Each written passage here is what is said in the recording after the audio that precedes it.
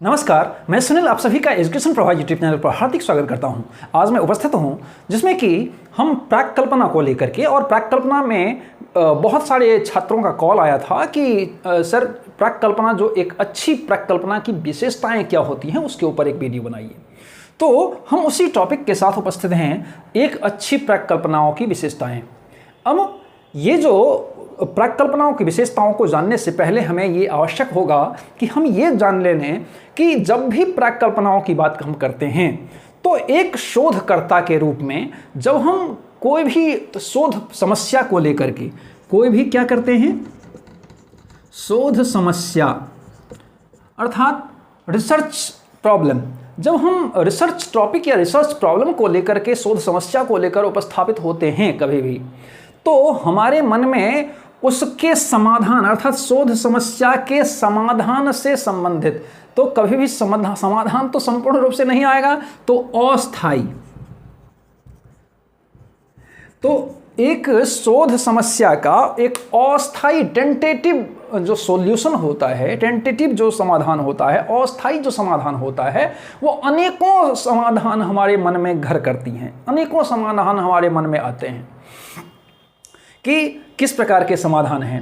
तो उसी समाधान, अस्थायी समाधान को हम क्या कहते हैं, तो प्राक कल्पना के नाम से जानते हैं। या फिर आप ऐसा भी कह सकते हैं कि बहुत सारे जो अस्थायी समाधान होते हैं या बहुत सारे अस्थायी प्राक कल्पनाएं होती हैं, उसमें से एक शोधकर्ता के रूप में हम कैसे डिसाइड करें, कैसे ये उसका चयन करें कि कौन सी प्राक कल्पनाएं हमारे लिए अच्छी है, कौन सी प्राक कल्पना हमारे लिए अच्छी नहीं है। अर्थात एक दुविधा सी उत्पन्न हो जाती, क्योंकि एक समस्या एक है और बहुत सारे अलग अलग प्रकार के अस्थायी समाधान हमारे मन में चल रही हैं। अब हम कैसे तय करें एक शोध समस्या के रूप में, एक शोधकर्ता के रूप में, क्योंकि हम एक नए रिसर्चर बने हुए होते हैं, तो हम कैसे तय करें कि कौन सी समस्या का समाधान टेंटेटिव अच्छी है और कौन सा समाधान अच्छा नहीं है। तो उसी चीज़ों से पार पाने के लिए आप ऐसा कह सकते हैं, उसी चीज़ों से पार पाने के लिए जो मनोवैज्ञानिक हैं वो उनके मन में आया कि हम क्यों ना इसकी कुछ विशेषताओं को यहाँ पर बता दें, जो कि एक शोधकर्ता जब भी उसके मन में कुछ समाधान आएंगे तो वो ये डिसाइड कर पाने में समर्थ हो कि उसके मन में जो समाधान, अस्थायी समाधान चल रहा है, उसमें कौन सा समाधान अच्छा और कौन सा बुरा है। तो उसी विशेषताओं को लेकर के मनोवैज्ञानिकों ने कुछ कसौटियाँ दी हैं, या ऐसा कह सकते हैं कि विशेषताएं दी हैं। उसमें से पहली विशेषताएं आती हैं कि प्राक कल्पना जांचनीय होनी चाहिए।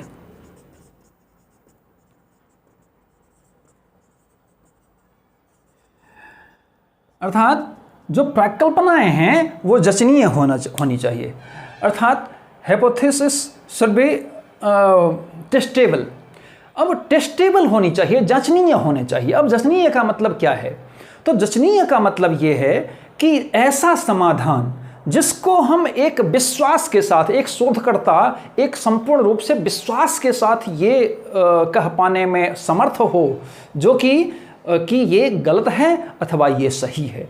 अर्थात जब भी हम किसी भी समाधान, कोई भी समाधान हमारे पास आती हैं, अस्थायी समाधान जब हमारे पास आती हैं और जब हम उसको विश्वास के साथ ये कह पाने में समर्थ होते हैं कि ये सही है और ये गलत है, तो उसी को हम ये एक पहली कसौटी या पहली विशेषताएं इसमें बताई गई है कि ऐसा होता है। मैकडूगन भी इस मामले में उन्होंने बताया है कि शोध समस्याओं का जांचनीय से मतलब ये है कि समाधान ऐसा हो जो कि क्या हो, कि हम वो वस्तुनिष्ठता से परिपूरित हो और हम ऐसा कह पाने में समर्थ हों कि वो सही है अथवा गलत है। तो ये पहली क्राइटेरिया है।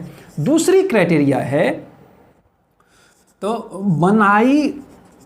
बनाई गई प्राक कल्पना अन्य प्राक कल्पना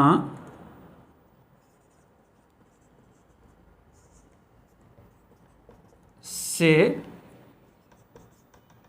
भिन्न ना हो।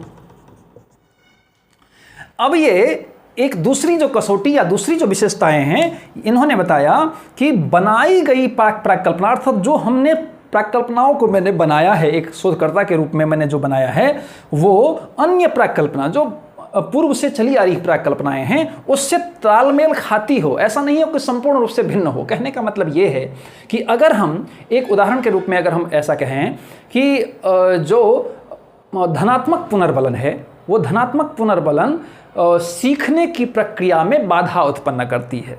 अगर हम एक ऐसी प्राक्कल्पना बना लिए कि धनात्मक पुनर्बलन सीखने की प्रक्रिया में बाधा उत्पन्न करती है, अगर मैंने एक ऐसी प्राक्कल्पना बना ली तो ये जो मतलब एक सामान्य प्राक्कल्पना है उससे क्या करती है, तो मेल जोल नहीं खाती है, भिन्न है, ये संपूर्ण रूप से भिन्न है। तो इसको ऐसा ना हो जो कि संपूर्ण रूप से ऐसा मतलब बिल्कुल आप आपस में परस्पर विरोधी हो जाए।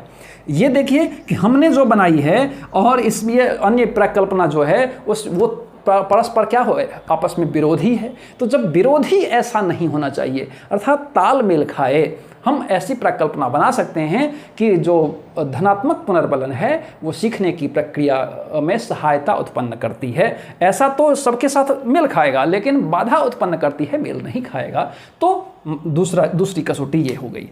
अब तीसरी कसौटी को हम देखते हैं। तो प्राक्कल्पना मितव्ययी हो, प्राक्कल्पना मितव्ययी हो। अब कहने का मतलब ये है कि प्राक्कल्पना हमने ऐसी बना ली जो कि मितव्ययी नहीं है। मितव्ययी का मतलब ये है कि अगर वो धन का खर्च उसमें ज़्यादा होता है, अगर श्रम का खर्च ज़्यादा होता है, अगर समय का खर्च ज़्यादा होता है, अर्थात समय भी बहुत ज़्यादा लगता है, धन भी बहुत ज़्यादा लगता है, परिश्रम भी बहुत ज़्यादा लगता है, हमें ऐसी प्राक्कल्पना भैया नहीं चाहिए। तो अर्थात होनी कैसी चाहिए, तो प्राक्कल्पना हमें ऐसी चाहिए जिसमें कि परिश्रम का भी बचत हो, समय की भी बचत हो और धन की भी बचत हो। तो प्राक्कल्पना हमेशा मितव्ययी हो। फिर नंबर 4 जो विशेषताएं हैं, तो प्राक्कल्पना में तार्किक पूर्णता तथा व्यापकता हो। अब ये चौथी जो क्राइटेरिया है उसमें हम कहते हैं कि प्राक्कल्पना कैसी हो, तो तार्किक पूर्णता उसमें हो, उसमें क्या हो, तो व्यापकता हो। मतलब ये है कि तार्किक रूप से वो पूर्ण हो। ऐसा नहीं है कि अगर हमने कहा कि ये 2 + 5 = 9, अगर हमने ऐसा कह दिया तो ये यहीं पर गलत हो जाएगा। ये इसमें व्यापकता भी नहीं है, इसमें तार्किकता भी नहीं है, ये सर्वथा गलत हो जाएगा। तो तार्किक रूप से भी सही होना चाहिए, व्यापक होने चाहिए, अर्थात उसके जो भी हमने प्राक्कल्पना बनाई हैं उसमें वो व्यापकता हो, अर्थात शब्द कुछ ही हो लेकिन उस शब्द में गहराइयाँ अच्छी हों, उसके अर्थ व्यापक हों, ऐसी होनी चाहिए। तार्किक रूप से भी संपन्न हो, ऐसी होनी चाहिए। फिर नंबर 5, प्राक्कल्पना क्षेत्र के मौजूदा सिद्धांतों तथा तथ्यों से परिपूरित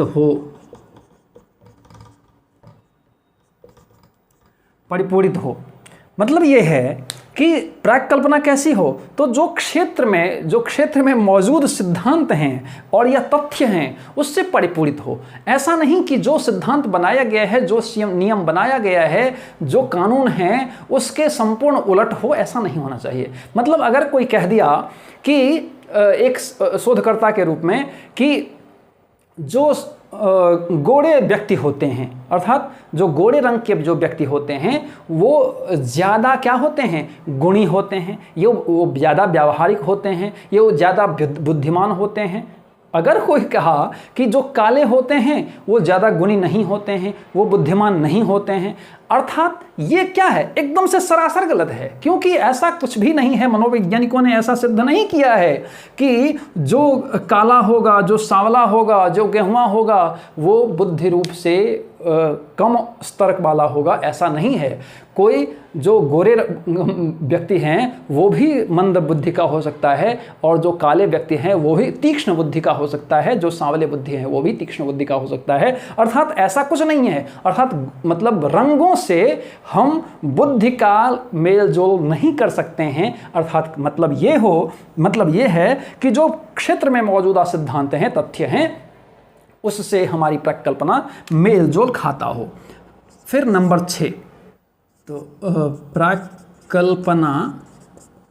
प्रकल्पना को प्राप्य मनोवैज्ञानिक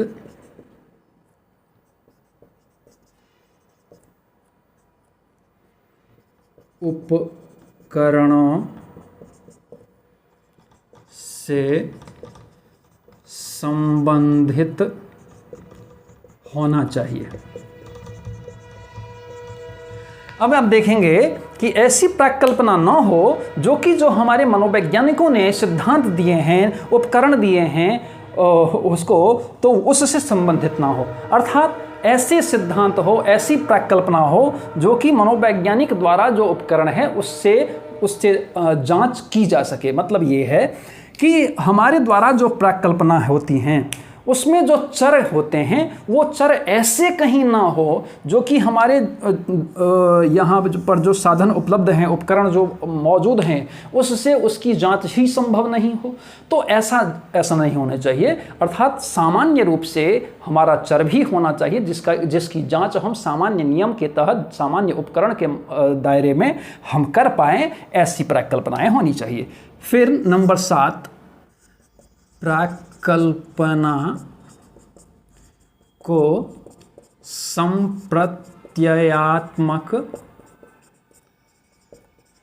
ढंग से स्पष्ट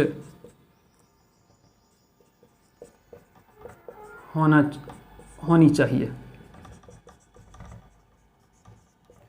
अब ये देखिए कि प्रकल्पना ऐसी हो जो कि कैसी हो, तो संप्रत्ययात्मक ढंग से स्पष्ट हो। मतलब संप्रत्ययात्मक का मतलब है कि वो एकदम से स्पष्ट रूप उसका हो। ऐसा नहीं हो कि उसका प्रत्यय ही पता नहीं चल रहा है, उसकी प्रकृति ही समझ में नहीं आ रही है। वो वस्तुनिष्ठ, अर्थात इसका मतलब है कि वस्तुनिष्ठता इसमें मौजूद हो, वो वस्तुनिष्ठ ढंग का हो जिसके माध्यम से हम भी उसका अर्थ समझें एक शोधकर्ता के रूप में, और सारी दुनिया भी उसका अर्थ समझे।